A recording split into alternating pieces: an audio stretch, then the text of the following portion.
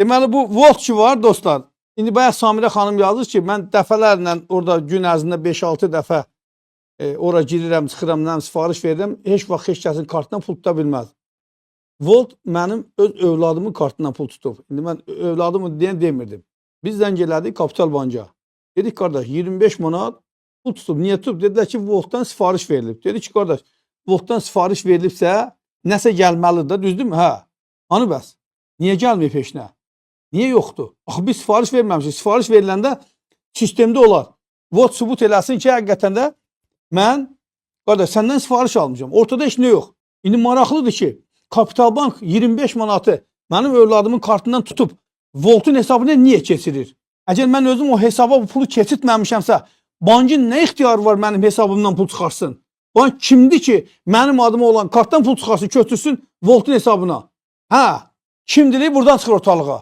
Əgər vətəndaşın izni olmadan, heç bir sifariş vermədən, avtomatik olaraq kartdan pul çıxırsa, bu anlama gəlir ki, Voltdakılarla bankdakılar anlaşıblar. Niyə? 20 manat, 25 manat, 10 manat, 15 manat pul tuturlar hər kəsdən, çox adamlardan. Və tutulan pula görə də vətəndaş, mən qızıma deyirəm ki, get ver məhkəməyə bala. Deyir də mən məhkəmə vermək üçün vəkil tutmalıyam. Aylarla sürünməliyəm, 25 manata görə. Bu siz nəyə oxşuyur dostlar? Yazılan bu cərmələr var, hər sahədə cərmə yazılır ha. 10 manat, 15 manat. Deyirsən get məhkəməyə verəcəksən, deyir ki, mən 10 manatdan gəlib məhkəməyə müraciət edeyim. Bu budur.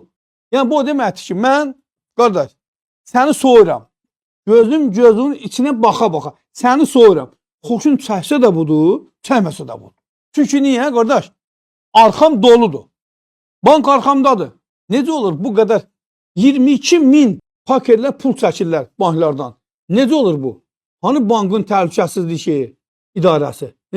Niyə bunlar o təhlükəsizə zəmanət verə-verə cəmaatın pulunu uğurladılar? Uğurladı, cəhənnəmə uğurlatsın. Problem deyil.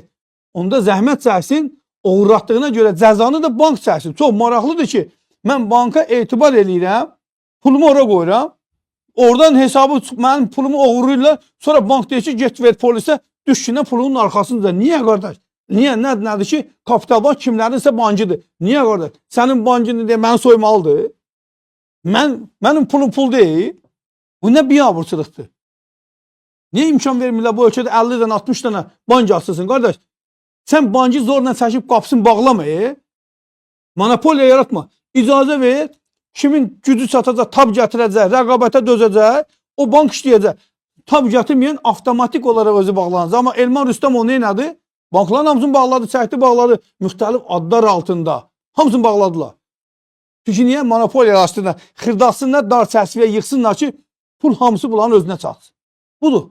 Vətəndaşın cibinə girsinlər. Hələ dövləti bu qədər sökürlər, yeyirlər. Bəs eləmir, bir də vətəndaşın cibindən kartını pul uğurlayırlar. Vüqar müəllim, kart hesab ora yazılanda nəsə sifariş verib, sonra atkaz edəndə pul çıxır. Amma geri qaytarılı gün ərzində 5 dəfə istifadə edirəm. Bizim işdə 20 nəfər istifadə edir. Elə şeylərə rastlaşmamışıq. Və çox maraqlıdır ki, biz heç nə sifariş eləməmişik. Samirə xanım, biz heç nə sifariş eləməmişik. Və bunun üstündə də bankla davu döymüşük. Siz də sifariş verib, lap imtina eləmişəm, eləmi? İmtina eləmişəmsə, bankla davu döyərəmmi? Bank onda deyər ki, qardaş, sənin sifarişin budur, veribsən geçir. Bank deyər ki, qardaş, biz bilmirik. Yəqin sifariş veribsiz. Biz deyirik, qardaş, verməmişik axı. Deyir, yox, yəqin veribsiz. İstəmirsən, get ver məhkəməyə. Yəni, sürün.